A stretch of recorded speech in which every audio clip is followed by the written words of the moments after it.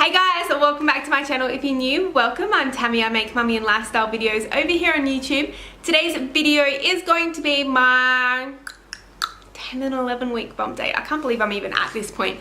I am currently 12 weeks and 2 days pregnant. These bump dates are a little bit behind because I have been so sick, but I am trying to catch up. So today is all about catch up, which is why I have my trusty piece of paper here with my notes and my phone with the bump app open telling me exactly how baby's going. So let's just jump on in and see how everything has been this past 2 weeks.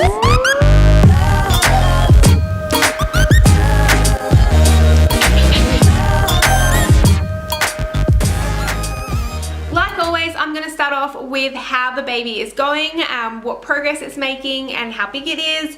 So this week baby is the size of a lime. Oh my goodness, I cannot believe it's growing so fast. It is 4.1 centimeters and 7 grams. It says here that you can't see it, but baby's moving fluidly and gracefully in there. Baby's skin is see-through but is on his or her way to looking more like a baby. Baby's fingers and toes aren't webbed anymore, and tooth buds, hair follicles and nail beds are forming. That's pretty exciting, being a dental assistant.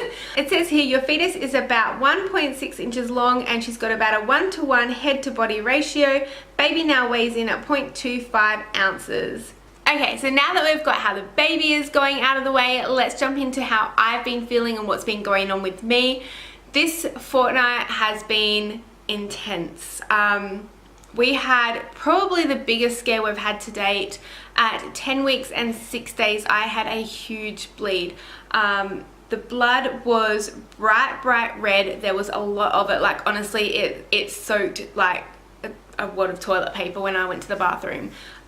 It had no blood clots. I'd had no pain. I threw up the morning that it happened. I'd been nauseous all day. When it happened, it was at night time. It was about 10 o'clock at night. I'd actually just spent the last hour and a half in Sam's bed with him. Sorry, I'm feeling quite sick at the moment.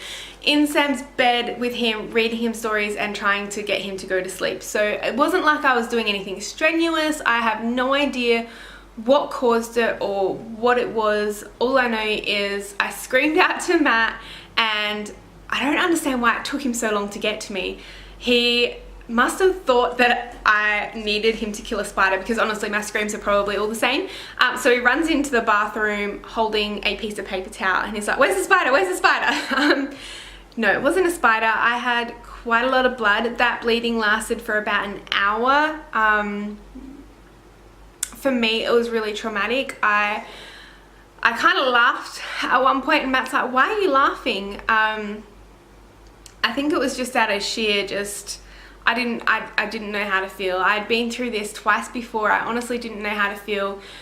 When I cleaned myself up, we came out and sat out here in the lounge room and just discussed our options. You know, I could go to the hospital or we could stay at home.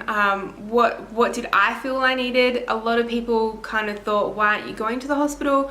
The reason why I chose not to go to the hospital personally was because the last 2 miscarriages we've had, the first one we had at a hospital called Modbury Hospital, I was there for about 7 hours and all they did was a blood test and a ultrasound and told me that I'd lost the baby. So 7 hours I sat there, you know, waiting on my own without Matt, you know, just, is it a yes, is it a no, like what's going on? I was really crushed, and just to have no support there was just not something I wish on my worst enemy. You definitely need a support person when you're going through something as traumatic as a miscarriage.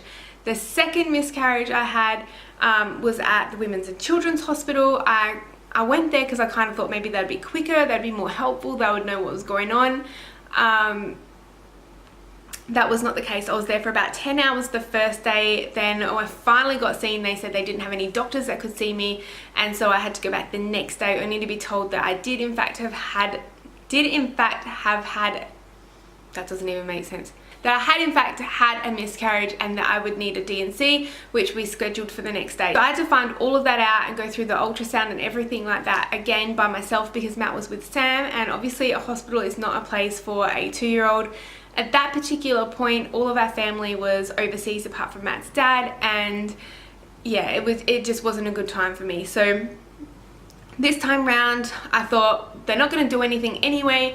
I may as well just stay at home in the comfort of my own house. I had a referral for my 12-week ultrasound in my bag, so I thought I would just stay at home. I would ring the ultrasound clinic in the morning and get the first available appointment. At least I am surrounded by people that love and care for me and support me and could support me if I needed the help. Yeah, that was pretty much my reasoning. I wanted to be at home in my own house because I knew that the hospital wouldn't do anything if I was having a miscarriage anyway, and I didn't want to go through that alone. So we waited until the next morning. I got up, I rang the ultrasound clinic. They got me in at 12. Matt met me there, and everything was good with baby. I do want to do a quick shout out though to Taylor from the Granger tribe. I recently met Taylor. You know, we've kind of known each other through the Australian Vlogging Mums Facebook page.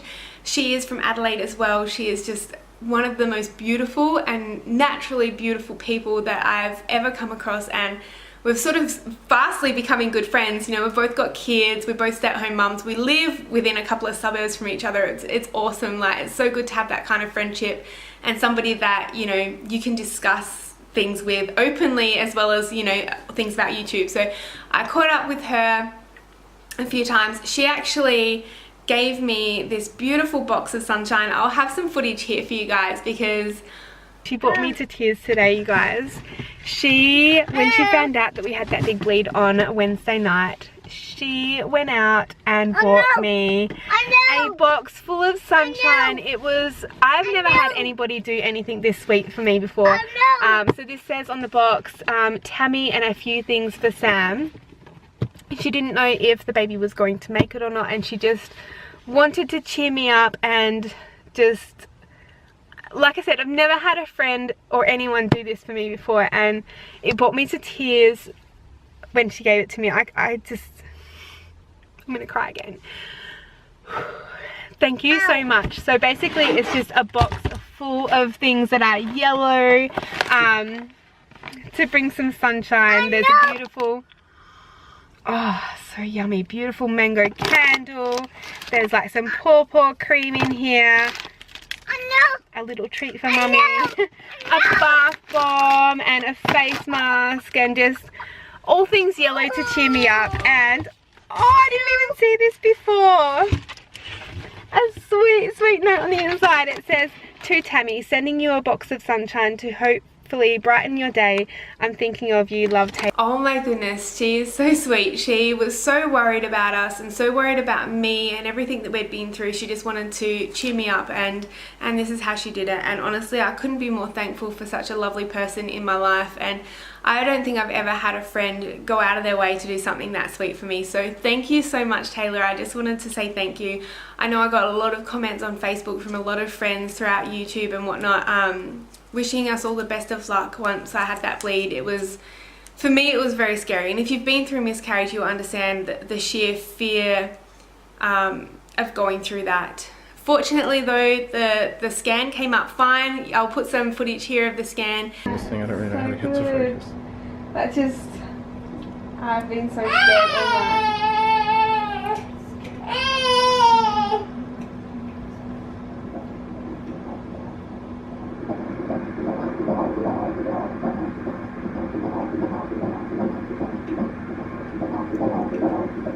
That's awesome. Good. Everything was going well. Baby had a strong heartbeat, and it was only a 5-minute scan. I just want to point that out. It was only a 5-minute scan. It really didn't take long. They squeezed me in between two patients, and they just wanted to make sure that everything was fine. So we just went in quickly, had a look at the baby. Baby was doing great, and then, you know, I think for me, I was able to calm down and just breathe. That night where you just don't know what's going on, it can be quite stressful. So that was pretty much the big scare that we've had in the last week and a bit. I haven't had any bleeds since then, which is really, really good.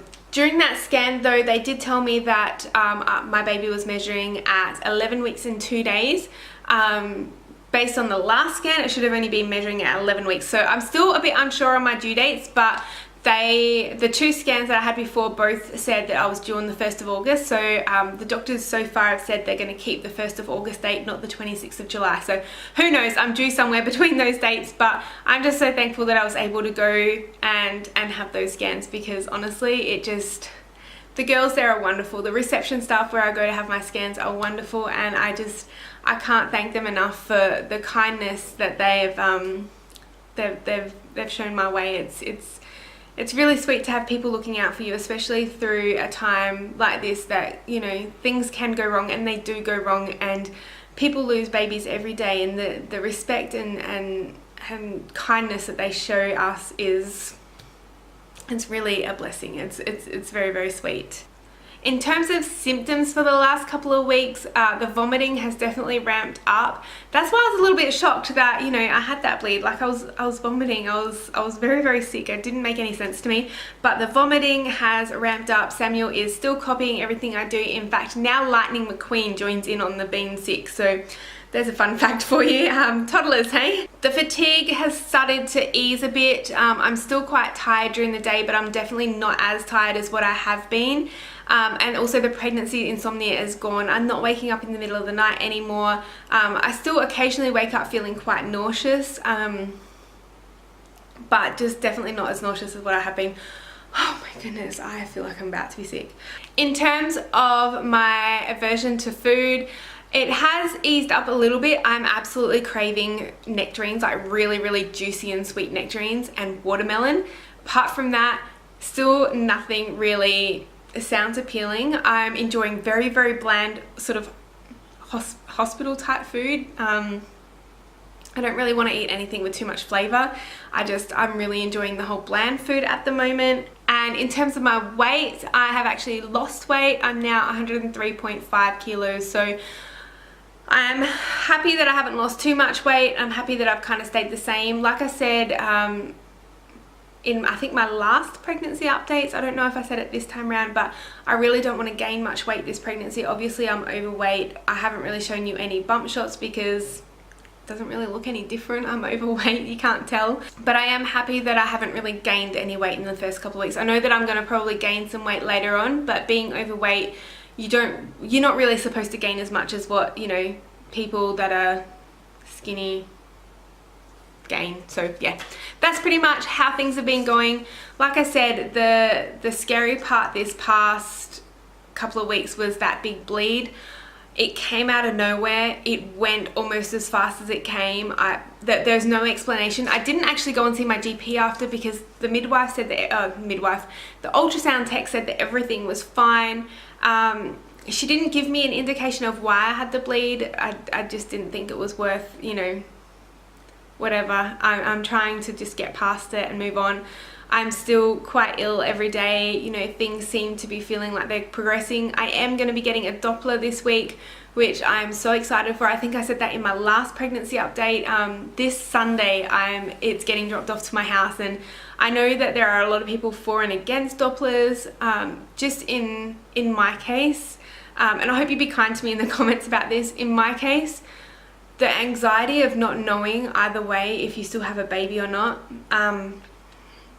it's intense. It is something else. And to have something at home that I can just check with, you know, if I can't find it, I can't find it. You know, I can always go into the hospital and have that ultrasound or whatever. But if I can just find that heartbeat and put my mind at ease. The other night when I had that big bleed, like I said to some friends, I really, like, at this point in time, wish I had the Doppler. Whether I could hear it or not yet, who knows, but just going to bed with that peace of mind that the baby still had a heartbeat would have saved me so much anxiety, and it just would have helped. And I know that there's a lot of people out there that probably agree with me. There's a lot of people that probably disagree with me. I know that there's a lot of people, you know, against it, because, you know, if you can't find it at home, that sets in a whole nother level of panic. But for me, if I could find it, I think that it would relieve my stress so much. So on that note, I'm going to leave this video here. I hope you guys enjoyed this pregnancy update. I am going to not do one for 12 weeks. I'm going to do one for 12 and 13 weeks.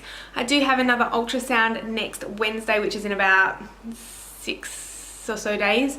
So I'll put one out the day that I have that ultrasound. Sam will be in childcare, so hopefully I can come straight home and film for you guys.